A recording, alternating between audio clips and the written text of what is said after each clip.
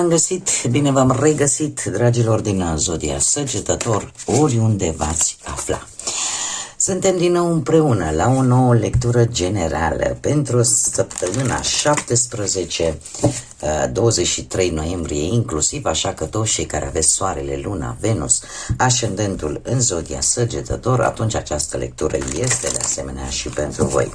Desigur, nu uitați, este totuși o lectură colectiv generală, așa că vă rog să luați decât ceea ce rezonează cu voi, restul lăsați-le să zboare în univers, pentru că sigur sunt pentru alte energii care într-o mai mică sau mai mare măsură au o legătură cu Zodia Săgetător.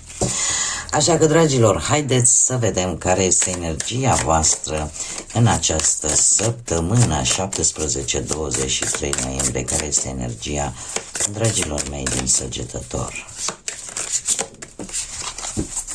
Și avem chiar două, ia să vedem. Energia voastră este una destul de complicată, aș spune.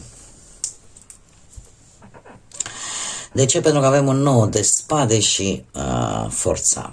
Dragilor, este într-adevăr una nu tocmai grozavă, dar care se remediază, așa că mare atenție. Nou de spade îmi vorbește de o teamă. O teamă obsesivă, o gândire care te sperie, care nu te lasă să dormi. Sau poate, pur și simplu, vă simțiți oarecum abandonați, vă simțiți părăsiți de noroc, de cineva, de o situație, de lucruri bune. Și asta în urma unor gândiri foarte, foarte negative. Da? Unor gândiri care pur și simplu, sau unor situații care chiar poate inspiră această teamă, această frică. Totuși avem forța. Poate că unii dintre voi aveți planete în Zodia Leu. În cazul acesta, forța îmi vorbește și despre a trece peste această teamă și a începe puțin câte puțin să dominați această problemă, să știți cum să o manevrați, să știți cum să vă controlați o anumită criză, care, apropo, putem vorbi de atacuri de panică, putem vorbi de probleme depresive chiar, dar într-un fel sau altul se pare că apare o îmbunătățire. Apare o îmbunătățire și începeți oarecum să controlați această problemă, să aplicați o anumită strategie în așa fel încât să ameliorați lucrurile. Bun, haideți să vedem ce ne mai spun cărțile. Ce vine pentru dragii mei din Săgetător în perioada 17-23 noiembrie, atât pe plan profesional, material sau sentimental. Și să vedem. Cei care vă cunoașteți ascendentul, puteți să urmăriți și lectura pentru ascendent. N-am spus-o, dar m-am gândit că cei care și-l cunosc vor fi interesați de acest lucru. Haideți să vedem. Da, și bineînțeles, iar apare o energie de foc care are legătură cu Zodia Leu. Așa că ceva e. Haideți să vedem. Ce gândiți? Ce aveți voi acolo în căpușorul vostru? Și aveți un rege de bâte, care, de asemenea, așa cum v-am mai spus, face conexiune cu zodiile de foc, Berbec, Leu sau Săgetător. Probabil vreun ascendent pe care unii dintre voi l-ați putea avea, sau putem vorbi chiar și de o energie, da? Voi, dragilor, sunteți într-o perioadă în care deveniți destul de ambițioși și dați dovadă de o voință foarte puternică, de a nu lăsa lucrurile necompletate, de a nu lăsa lucrurile așa de izbeliște. Sunteți în mintea voastră, va răsări, ca să zic așa, acea dorință de a nu renunța. Da? Acea dorință și ambiție de a-ți conduce propria viață. decizia pe care o veți lua voi, unii dintre voi ar putea să fie, de exemplu, vorba despre o relație, dacă e pasională, dacă e distractivă, sunteți dispuși să o începeți. Da? Nu dați înapoi. Dacă vorbim de o altă persoană, care poate să fie atât femeie cât și bărbat, dar cu această energie a regelui de bâte, putem vorbi de cineva care, de asemenea, are o hotărâre foarte mare și nu dă un pas nu dă înapoi. Nu are motive să-i fie frică de provocări. Și eu aș mai spune că te poate ajuta pe tine această energie să rezolvați o problemă. Ama că poate fi un tată, pentru că totuși este cineva, o energie un pic mai în vârstă, că poate să fie un tată, vreun frate, vreun socru, vreun șef, vreun asociat. Alegeți voi. Voi știți care este situația voastră reală. Dar este cineva care te va ajuta și eu aș spune că te ajută foarte mult vis-a-vis de muncă sau de o relație. Ce sprijin poți avea? Păi exact cum am mai spus, aici am un nas de bâte. Un nas de bâte care îmi vorbește de noi începuturi, da? De ceva foarte creativ, unde tu pui energie, pui pasiune, pui motivație și foarte mare ambiție pentru a reuși. Este, așa cum am mai spus, o ocazie unică pe care, indiferent că voi poate aveți un ascendent într-o zodie de foc sau chiar dacă primiți sprijin, lucrul ăsta, această ocazie, această șansă de care se pare că veți profita, își va aduce aportul susținut, aș spune, în această săptămână, poate să încep ceva nou sau mai ales pe partea asta a muncii sau a relațiilor, da? Indiferent că vorbim de relații sentimentale sau relații sociale, este ceva bun, ceva palpabil, da? Care vine în viața voastră și care te va ajuta, poate nu numai în această săptămână, poate te va ajuta și în viitor. Dacă vorbim de muncă și de bani, atunci vorbim de un doi de cupe. Poate că unii dintre voi veți da un interviu, da? Și interviul ăsta simțiți cumva o conexiune între voi și angajator. Simțiți că există o comunicare foarte bună între voi, ceea ce duce la o impresie foarte bună, da? Și atunci o comunicare bună, o conexiune bună, o impresie foarte bună nu poate să dea decât un rezultat pozitiv în situația în care voi căutați un job și asta poate sau veți da un interviu. Cum de asemenea putem vorbi pe partea asta a bănuților, aș spune că sunteți într-o conexiune sau într-o înțelegere, mai bine zis, mult mai bună cu banii, da? Cum îi drămuiți, cum îi echilibrați. Da? Sunteți mult mai împăcați, ca să zic așa, poate cu voi, din punctul ăsta de vedere financiar, veți ști exact ce să faceți sau poate și cu alte persoane care au sau nu legătură cu partea asta a finanțelor, da? Există, sau poate o comunicare bună, nu știu, cu vreo instituție, cu cineva de pe la bancă, de pe la finanțe, de undeva, care are legătură cu bănuții. Cum veți fi voi? Voi veți fi destul de generoși în această săptămână și eu aș zice că îmi vorbește foarte mult de echilibru, de asemenea în finanțe. De asemenea în finanțe. Și avem deja două cărți. Avem două cărți pentru finanțe, avem două cărți de multă energie, acțiune, pasiune. Avem câte un pic din toate în această săptămână pentru voi, dragilor. Dar voi veți fi mult mai echilibrați, așa cum am mai spus, mult mai atenți, dar fără a fi zgârciți, ca să zic așa.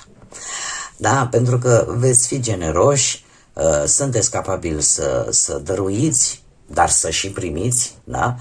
cumva să încerca așa să faceți lucrurile cât mai drept și cât mai echilibrat.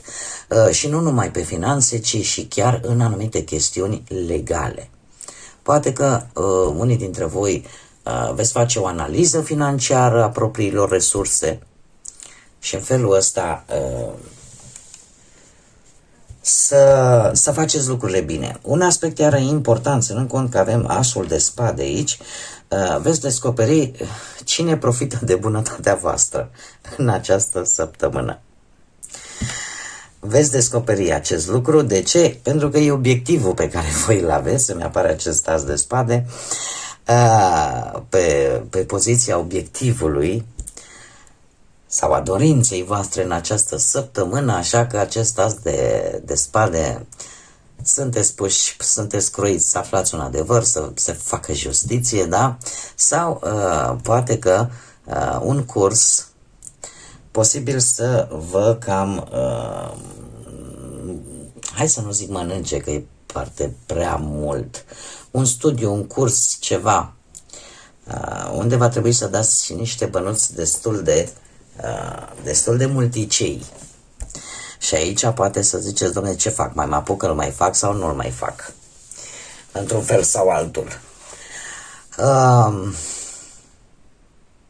De asemenea, e posibil să vorbim obiectivul vostru, aveți o idee, aveți un plan pe care vreți să-l puneți în aplicare. Este ceva care a venit în urma unei informații veridice, unei informații reale și care v-a schimbat așa un pic gândirea cam la 180 de grade și atunci abordez atunci problema diferit. Nu mai fac ca până acum. Cam astea sunt obiectivele voastre. Ce piedici pot apărea? Singura piedică care poate apărea, ori lucrurile se vor mișca foarte lent în ceea ce vă interesează pe voi, care n-ar trebui oarecum să vă sperie, pentru că lent, dar important e să înaintăm, să nu dăm pași înapoi. Sau piedica care mai putea să fie de la o energie de pământ, Taur, Fecioară, Capricorn, cineva care este destul de încăpățânat și vrea să facă lucrurile numai ca el sau ca ea. Pentru că putem vorbi atât de o energie masculină cât și de o energie feminină. Este cineva care într-adevăr are niște calități, are totul ok, o problemă are, e foarte încăpățânată și nu prea vrea să se facă lucrurile decât prin metoda sa. Ce șanse aveți, dragilor? Ce vine pentru voi? În plus, vin lucruri bune. Vin lucruri bune, avem un 4 de bâte care îmi vorbește de stabilitate și de faptul că veți reuși cumva să treceți de aceste probleme care v-au frământat cumva energia, se schimbă, da, de la începutul săptămânii și până către sfârșitul ei. Acest 4 de bâte îmi vorbește de acest lucru și de faptul că ești mult mai sigur pe tine, mult mai sociabil, posibil să ai un motiv de a celebra, nu? Că avem deja începând cu 23, chiar în ultima zi acestei săptămâni, începe zodia voastră și poate chiar vă veți bucura de o zi de naștere. Cu această ocazie, la mulți ani tuturor celor născuți pe 23, sau eu aș mai zice că veți lua hotărârea să lăsați pe cineva să intre în viața voastră. Iar lucrul ăsta o să vă facă un pic mai responsabil, dar în același timp se începe o construcție cu o bază destul de solidă. Care este mesajul îngerilor pentru voi, dragii mei din Săgetător, în această săptămână? Și îl avem pe Iahel, care ne spune așa: virtuozitate în singurătate, a fi virtuos în singurătate. Și spune așa, Iahel vrea ca tu să-ți iei un timp de solitudine în această săptămână, să-ți iei o zi în care să stai liniștit, liniștită, să stai tu cu tine și atât. Bănuiesc că cu un motiv bine întemeiat, ați primit acest mesaj că e o anumită virtute pe care o descoperi anume atunci când ești singur, când ești în tu și cu tine, cu gândurile tale, cu eul tău. Probabil că ce aveți de pierdut dacă și încercați acest lucru, să descoperiți. Sunt aceste mesaje, sunt un pic așa ca niște șarade, da? Ca niște ghicitori pe care trebuie să le analizăm sau care pot oferi surprize. Așa că nu aveți ce pierde. Nu aveți ce pierde. Poate că chiar aveți nevoie de un pic și de liniște, de singurătate, sau poate că ceva se întâmplă. Bun, dragii mei, cam atât am avut pentru voi, pentru această nouă săptămână de noiembrie. Eu vă mulțumesc pentru prezență, mulțumesc desigur tuturor pentru like-uri, distribuiri, comentarii, faptul că vă abonați, sunteți deosebiți, sunteți minunați și eu vă mulțumesc din suflet pentru toate aceste lucruri.